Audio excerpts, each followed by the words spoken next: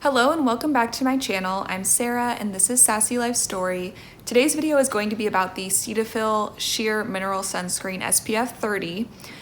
This is a broad spectrum SPF 30. It says it's formulated for sensitive skin with prebiotics, vitamin E, microbiome gentle, water resistant for 80 minutes, and paraben and fragrance free. You do get 3 ounces. It is a mineral sunscreen with titanium dioxide and zinc oxide. I don't see any information on the bottle about whether it's nano zinc oxide or not. Based on my use so far, I'm gonna go ahead and say it's not. I have used this. This is not my first time using it, but I feel conflicted. So I'm going to apply it for you and show you what it looks like. I do enjoy seeing actual application videos because I feel like it gives you a good sense of how it applies. I do have a 1/4 teaspoon to measure the amount to apply to my face. You are supposed to apply 2 milligrams per centimeter squared. I'm pretty sure that's the correct amount. I keep saying it and I haven't looked it up, but I'm pretty sure. And at least in the US, that's recommended to be a 1/4 teaspoon just for your face. So for your neck and ears, you would want to apply another 1/4 teaspoon. So that's a full 1/2 teaspoon for your face, neck, and ears. I'm only going to apply to my face so you can see kind of the difference in any white cast and anything like that. So this is a dollop in here. This is maybe a little bit more than a 1/4 teaspoon. Okay, so I kind of evened it out and I'm not gonna use this amount. So we're just gonna use what looks like a 1/4 teaspoon. So like I said, this is not my first time using this sunscreen. I have used it and it is not a quick one to rub in. So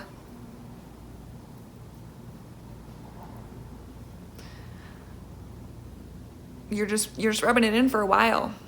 This is not all of it either.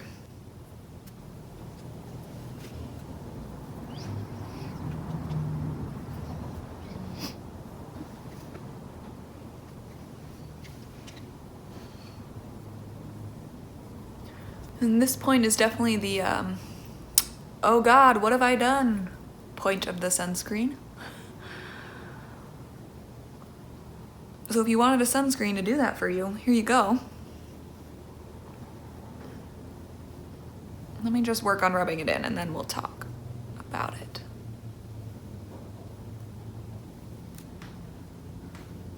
So that's all of it out of the 1/4 teaspoon, and I'm just gonna work on rubbing this into my face.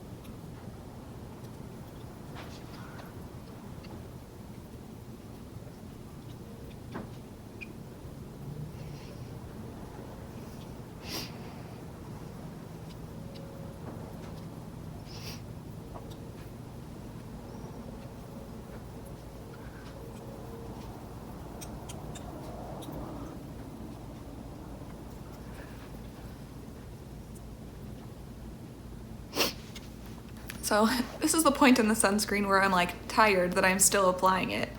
The texture as you're applying it isn't bad. It doesn't feel drying or too oily or greasy. It's just there, you know? It's still on my skin. I will say, a 1/4 teaspoon does feel like a lot to me. And I don't know if that's the actual amount that I need to cover my face with the 2 milligrams per centimeter squared, because I just don't know my face measurements. But to me, it seems easier to apply that standard amount so that you can get an idea what that would look like on somebody's skin. And I do think it kind of accounts for the fact that, you know, some of it is on my hands as I'm applying it to my face and that kind of thing.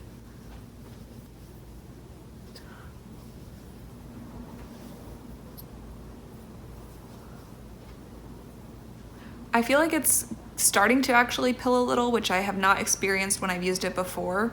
So I'm not sure if that's, you know, something different that I have underneath that's causing that or what, but apparently that is something to worry about with this sunscreen.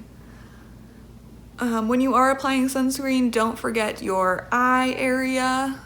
And generally you'd want to also do your neck and your ears.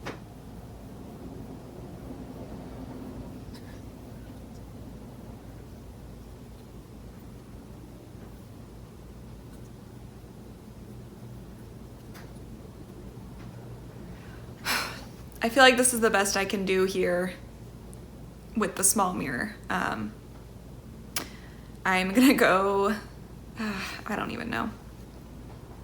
This feels like a fail because it's like starting to pill with little tiny pill bits, and it has not done that for me before. So interesting. Let's just keep working on it, I guess. I will say, you know, this is not a sunscreen that you want to just try to throw on if you're at the beach and you don't have a way to like double check how well you did it, unless you don't care about a white cast, because it requires so much work to get it rubbed in and you just have no way of knowing what you look like. Like, I've rubbed it to an extent where I would think it would look fine, except I know that it doesn't because I've used it before. So anyway, this is what the sheer mineral sunscreen from Cetaphil looks like. If you just try to apply it and rub it on for quite a while, you know, it's been a little bit.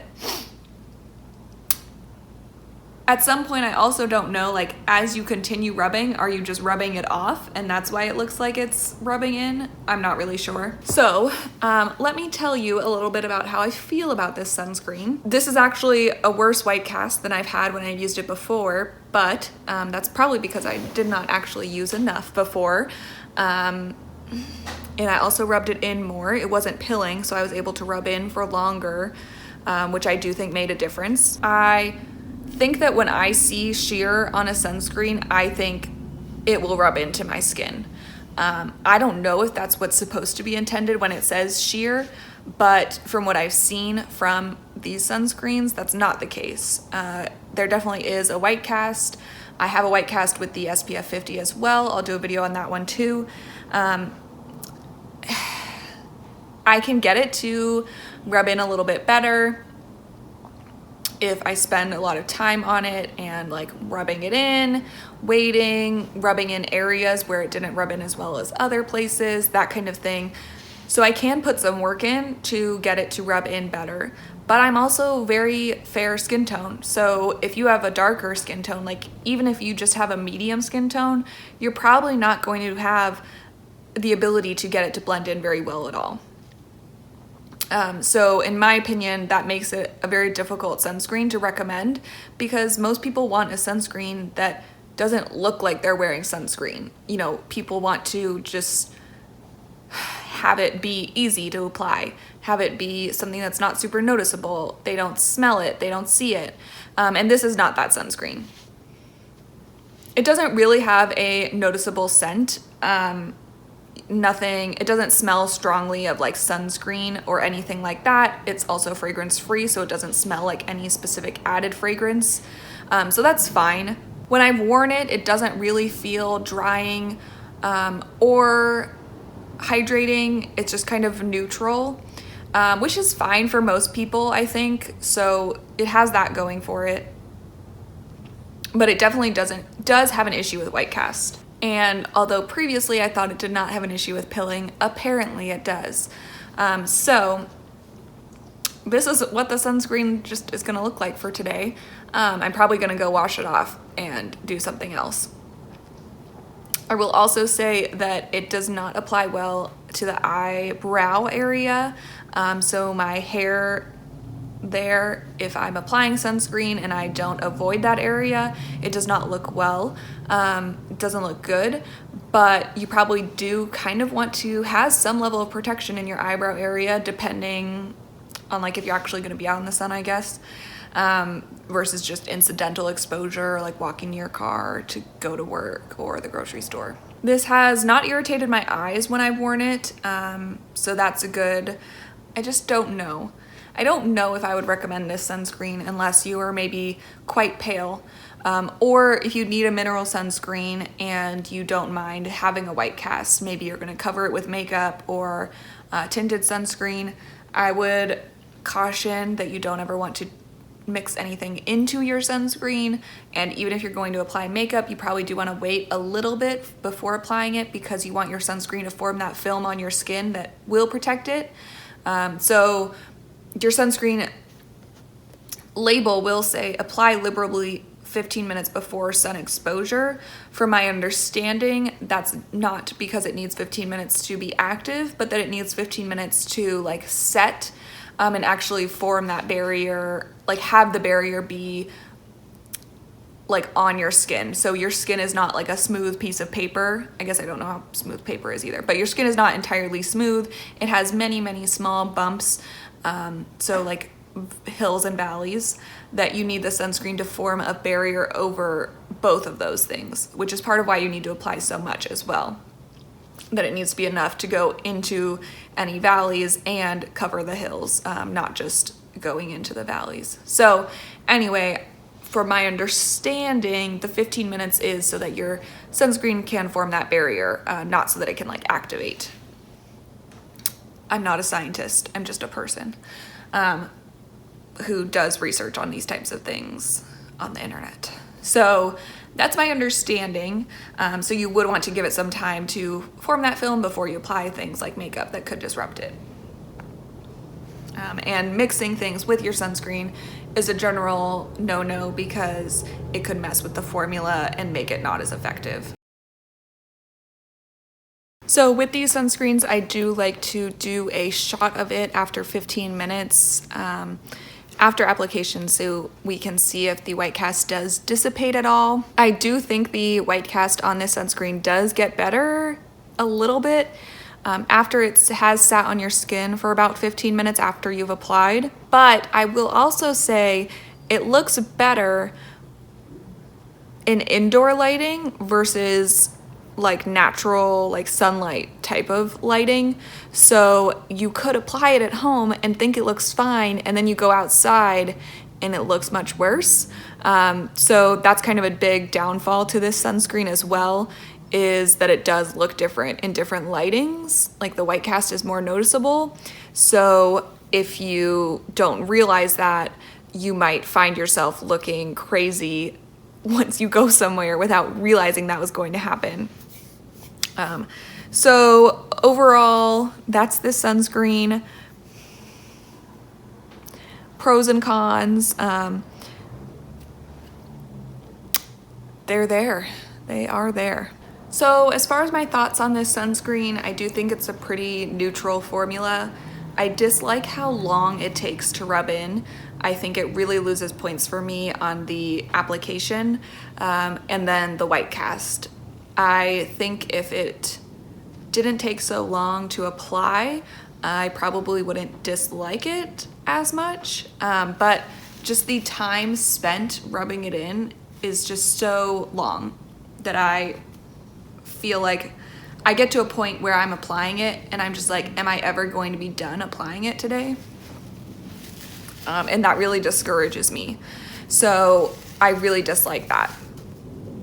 As far as the general finish, it's okay, but I wouldn't pick this. Like if you told me go pick a mineral sunscreen to wear, I would not pick this one. I almost even think that the Neutrogena Sensitive Skin SPF 60 one is maybe even a comparable white cast to this. You know, you can see where I didn't apply to my neck, that delineation between my face and my neck.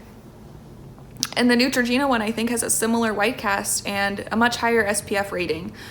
So I'm more confident that I'm getting more SPF like more sun protection factor with that one versus this one for the same white cast. So I would probably pick that one first, especially since the formula on that one is also pretty neutral and easier to rub in, not irritating to my eyes, that kind of thing. So all that said, this might be a dermatologist recommended brand, but it's not necessarily a Sarah recommended sunscreen. Let me know in the comments, what do you think of this new sunscreen from them? What other drugstore sunscreens would you like to see me apply and review? I'd love to pick out some more to do or do more of ones that I already have, because I definitely have a bunch that are upcoming. And if any of those are ones that you guys want to see, I'll highlight them first. Thank you so much for watching. Check out my other drugstore sunscreen reviews on the channel. I will link them, and I hope to see you next time. Comment, like, subscribe, anything you want. Bye.